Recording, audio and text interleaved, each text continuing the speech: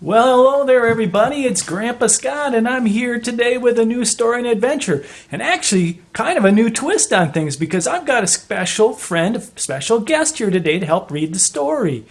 And my friend today to help is Doris. Can you say hi, Doris? Hello, everybody. I'm glad to be here to help Grandpa Scott tell the story. The story today is about my cousin Mudge and her boy Henry. Would you like me to read to you today? Well, I bet everybody would like Doris, so we'll take a look at the story today. Today's story is Henry and Mudge, and the first story is about the picnic they took. So I'm going to let Doris tell you the story today, but I'll have to help her a little bit because turning the pages is kind of hard on her paws. Should we get started? All right, great, let's go. In the summer, Henry and her big dog Mudge like to go on picnics. I like picnics too.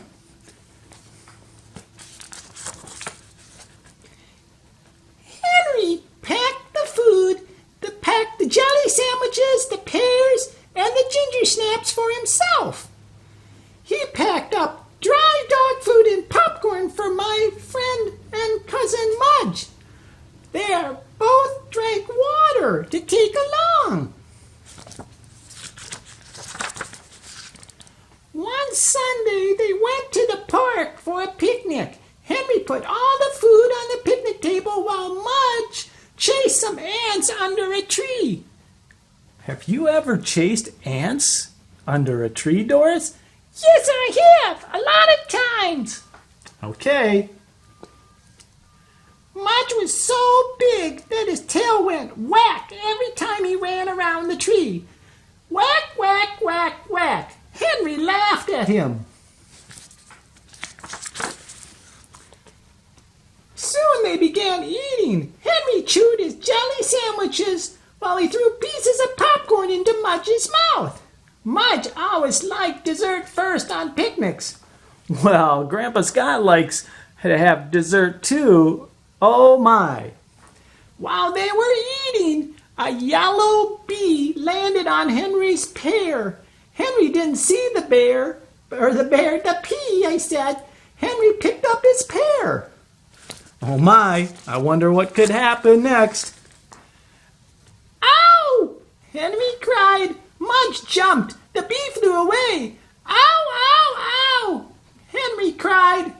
He shook his hand again and again and again, but his hand hurt more and more. It hurt a lot. Tears came to Henry's eyes. His hand hurt so much.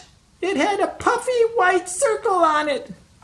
Oh my, he got stung by a bee. That's gonna hurt really bad, but I think there's a way to fix it. Henry just had to cry. He sat down beside Mudge and held his hurting hand and cried. Mudge sniffed Henry's hair. Mudge sniffed Henry's hand. Mudge put his big nose in Henry's ear. But Henry kept on crying. Oh, that is so sad. He's really having a hard time with that bee sting, isn't he?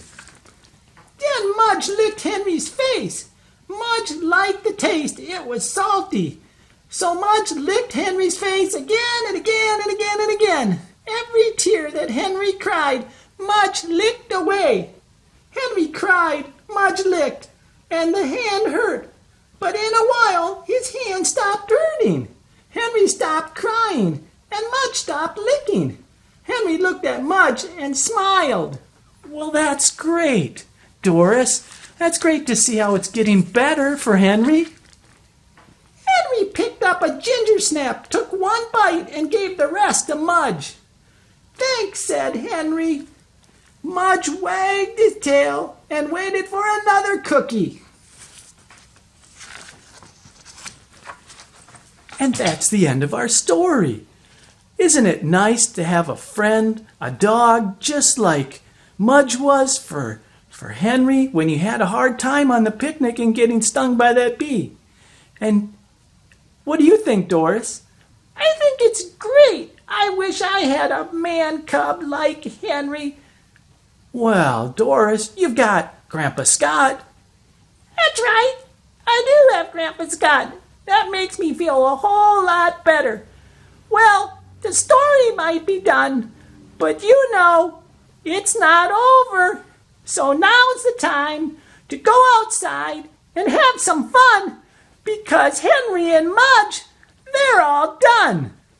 Well, great job, Doris. I hope everybody else liked you talking to them today just as much as I did.